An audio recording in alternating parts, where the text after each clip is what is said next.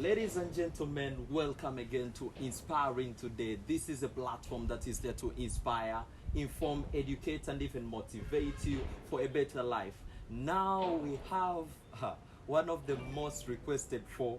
He's a songwriter, a producer, a performing artist, a multi-award winning star, a manager, an entrepreneur, a husband, a father, to mention but a few. Also a senior citizen in Uganda. He is none other than Navio. Yeah. So, you're all these things. What did I miss? Farmer. He's a farmer. Real estate. Wow. Real estate. Yeah. Construction. Wow. Studio owner. Wow. Filmmaker. Producer. Yeah, filmmaker. Quite a few. Yeah. Quite a bunch, but it's really interesting how versatile you are, just out of music that we shall speak of. So how do you come up with all these things and compact them together as an artist? I think for me, I had to concentrate on one first. So the priority for me has always been music. Yeah. And I was like, whatever I build, I'm gonna build around that. Yeah. So I'm gonna build up until the music is paying me, back to support the music and whatever else I'm doing. Yeah. Then I'm going to build up more until I can afford the studio. Then I'm going to build up more till we can afford to get some of our own equipment. Through the documentaries, get into film. Then we're going to build up more and start putting our own buildings up. In whatever capacity. So for me, it's been a logical progression, but I can't say that I built it around anything else except the music. That was my foot in the door. So I think whereas a lot of acts were just trying to be liked, I was trying to chase the most logical bag. You know what I mean? Just as far as like what is gonna be able to support me, support my family, and allow me to build. And sometimes that's not the hit. Sometimes that's not the hit music. Sometimes that is the informative music. Sometimes that is music that empowers people. Sometimes that is music that can get you endorsement deals. So, there's different ways to always, chase your dreams and chase your goals. And I never shy away from any of them. I have no problem changing my style, my music, my versatility, using all the gifts that God has given me to try and get ahead, while still staying morally grounded. You always have to have that. Your ethics always have to be, first and front and center. Talking of keeping it low and morals, I think out of the many artists, I will be open, though it will somehow offend some people. But talking of morals, I think this is the first artist out of the 10s we have interviewed. I won't mention the names. He's the first most hospitable person we have met. What? Oh, really? We've been with Kenzo, Diana, a lot of people. Pastor Wilson Bugembe, whom we have just finished recently. But you are so hospitable. Well, first I had to see if you are on the schedule. I also had to test you a bit. You had to. Who are you? That's still one of the things, keeping it low. Yes. Keeping it low. But how was the family like? How were you brought up? For me, I think I was brought up with respect. I'd say even before love. Respect was a big thing. Respecting someone's belongings, respecting their position, respecting their just trying to basically show, how they say do unto others. For me, that was more like, okay, less about love and more about respect. I feel my family would rather be respected than loved at times like that. But the fact that we show respect gets us love. So at the end of the day, it's like we show love and get love in return, I guess you could say.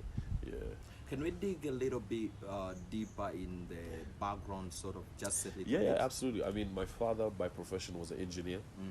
So my father was an engineer. My mother had studied all the way up and became a doctor. So she was a medical doctor working back in the days. And yeah, of course, they had to get their training, full training in Uganda. When the Civil War broke out, we shifted over to Nairobi. And that is where, that's 1983, 82, 83. And then I was born after that. So I was born in Nairobi during that time of Civil War. And then when the war ended, we all came back. We were like 3-4 years old. Everybody started coming back to Uganda. So I come from a family that was, involved in the revolution, to the best of their ability. And I come from a family that are healers. I come from a family that shows respect. I come from a family that are loyal to the Kabaka. You can see, I even had to have a view with his parliament right here. Lubiri, I can see. Yes, I can see Lubiri. I can see the palace. So I was brought up in a household where you could be free, just as long as you always showed respect and love, man. Do your thing. And actually, if you've been... So I also have a brother and a sister. So you have a brother and a sister. My sister went into medicine, just like my mother. And my brother, marketing, sales, he's a genius at that. So you're the last born? Yes, last born. That is why I'm allowed to do. Yes, they're like, the first two are right. Let the third one just let him follow his dreams. to juggle between what we call white collar and these music. But if you can guess right, if you can already guess, if you've been a good Navio fan, you know where we are right now, because in all his music, I am this bad man from Rubaga. Rubaga, who's harder, shoot laka. Gotta make the move to suit lockers. Move from situations as hairy as Chewbacca. We Chewbacca with the Kabaka with too proper. Hey, welcome to Rubaga. Hey. Welcome to Rubaga, and that's where we are right now. And it's a very quite nice place around. It's a quite nice place. But you can also tell us, how did your parents or your family influence your entry into music? I think not on purpose, that's for sure. They were playing music so much of the time. So we'd have so many events. My mom and my dad were very social people, so we'd always, we'd always be in family. So if we wanted botanical gardens, we were, in Entebbe, we used to live in Entebbe. So if we wanted botanical gardens, we were camping at Kazi. We were always outdoors and doing a lot of stuff, hosting parties, visiting people, their weddings, Easter, all those sort of events that would happen. Like a lot of Ugandan families. So what I'd always be hearing, music all tempo, not as much as Congo, but we shall come to that. But like 20% of Congo, I was hearing music, all the time. So my mom's stuff was very she had that world view, so she was always on international charts and stuff. My dad was a love of theater. By the way, they're both from here. Both from here. And so he loved the local traditional music, and I had aunties and uncles from his side that were playing, Eli Wamala and the Philly Bongoles and the Paul Caferos and the Jimmy Katumbas, and there was an endless list, Afrigo. There was an endless list of music that we had to pull from. And so I was always inspired, I think, by them listening to music. And then, of course, urban, my brother was always listening to hip-hop. Then my sister was always listening to R&B, dance, that sort of stuff. So now that kind of informed me to be able to switch between the hardcore, which would be songs like, Hamadi and songs like Bugubu, and then to be able to do the commercial, which is stuff like Ruckus, One and Only, because I think I had that balance of my siblings, and then also I can go into like a 𝐤𝐸𝐴 because of what my dad was listening to, and then I can do a 𝐒𝐻 collaboration or R. Kelly or whatever collaboration because of the influence of my mom. So all four of them, I think, played a very a very big role. Yeah, in preparing me. So from which side were they? How do these Beastie Boys, DMC, come in? My brother, from the older brother. Oh, the brother. Yeah, The brother. Freddie. Ice Cube. Ice Cube. West Side Connection. All those connections were there. Yeah. So I think they shaped up the way you looked at music and how you perceived music in general. Yeah, how I perceived it, but also the basics of what it takes to put music together. I could always understand what a rhyme was, because I'd hear them rapping and I'd be like, oh, okay, if I say boy in this line, I have to say toy, I have to say deploy, I have to say employ. There has to be, it has Something to be, rhyme. a rhyming, it has to be a poetic. And I think I understood that very early. So while people were still trying to understand what to say in their lyrics, I knew that it was really part knew. of, so that for me is very easy. That's why, I can be in the studio, like we set up a studio down here, I did 3 songs. Like that, 2, by the time we were halfway through 1 by the time you arrived. Sure. And now we already completed 2 and I did 1 earlier. Wow, I can't wait to listen to them. You also can't wait. Just tune into Navio Universe. Yes, that's the Navio YouTube channel. Universe YouTube on my Navio YouTube. Universe. Yeah, or Navio Music on my Instagram, Twitter, Snapchat, and just the Navio with the most followers on Facebook.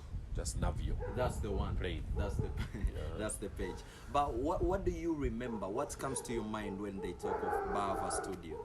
Bava Studios. 300 meters this way. Okay. Turn right. Half a kilometer that way, walking. So Bava Studios is right there in Lunguja. So you know the location. That next hill there is Bava Studios. Okay. So we used to walk from Rubaga with the whole crew and walk through down to meet Dawu there with Clear Cut. Before that, it was Steve Jean who was the first one to record me, and that's when I was 10 years old. Yeah, my mother heard me, rapping. This is after my father died. I guess they were trying to find ways to, just bring some more happiness in my life. I was pretty. I didn't know what it all meant. To say the truth. I was like, man, is there something more I could have told the guy? What I wish we had connected more. For me, those guys are invincible. He was always like invincible. So to lose him at that age, I was very distraught. I was like, damn. He's never coming back. I feel like we didn't even really build our relationship. That's the mind frame I was in. So I think to snap me out of that, she was looking for things to distract me, and she heard me. I don't give jack 'cause I'm a daddy Mac. That is rhyming to which means Vanilla Ice. Vanilla Ice. MC Hammer. Whoever the exciting guys were at that time, even the West Side guys that started, the NWAs and stuff, though. That was mostly my brother listening to that. But yeah, we'd literally, I was literally rapping there, and she said, "Is that you?" Like, what is that you're rapping? Is it one of those guys? And I was like, "No, that's something I composed." She's like, "Bring the chipapura. Bring the paper. Let me see." She looks and she's like, "This kid is rhyming. He's writing his own original rhymes." So we started on that walk, 300 meters this way, half a kilometer down. Short right. Masa, shui. 500 kilometers to the studio. And she talked to Hope. She'd known Hope, and she was like, "Hi Hope, wow, this is my son. He raps." So Hope was like, "Show me something. If you rap." And I do that to kids till today. I'm like, "Show me." And as a 10-year-old, I gave him my raps. He was like, "Wow, not bad." Sure. So went to the studio. There's a young intern in there. Young man, very young. He had about $50 in his pocket. He was about to fly to the States. He goes by the name of Steve Jean. Steve Jean. That's I think the Dr. Dre of Uganda. I could say so. That's the Dre of Uganda. Yeah, if not the Quincy Jones, but yeah. So Steve, he was like, "Okay, let me hear these rhymes." I'm trying to catch a flight, bro. I also did my rhyme. He's like, "I can hear that. I can hear something." Turned around to the computer. Do we have a computer? Turned around to the keyboard. Starts making the beats. And he made me the first beat, man, and put it on a tape.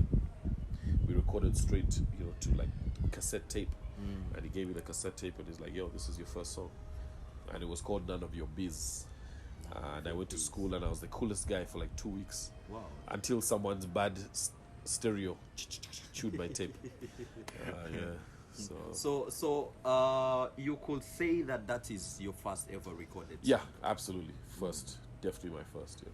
So it's so surprising because most of the stories we hear, parents are not normally like welcoming when it comes to music. Mind you, this is 1993. So yes, 93, 94. Yeah. 94 there. Yeah. So it was not a deal. It was not a way to go. Yeah. So how comes she was open-minded about I think because it was a unique talent. I mean, we never heard of anyone wanting to or trying to rap. She had never heard of anyone. Not a single person she'd ever met was like, I want to rap. And to see someone take the initiative to put it on paper and rehearsing and be practicing, I think for her, she was like, let's see where this goes. You know, she's like, I got a couple hours before I got to get back to work. Let's see where this goes. And I'm glad she did that.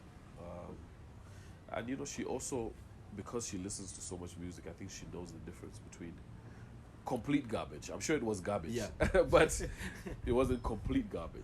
So I think she also listened to a lot of music. She was like, you know, this could be a talent. You know, something I could do on the side. Yeah. She didn't know it would be the main thing, the main food on the table. Let's flash forward to Clear Cut. Up next on Inspiring Today.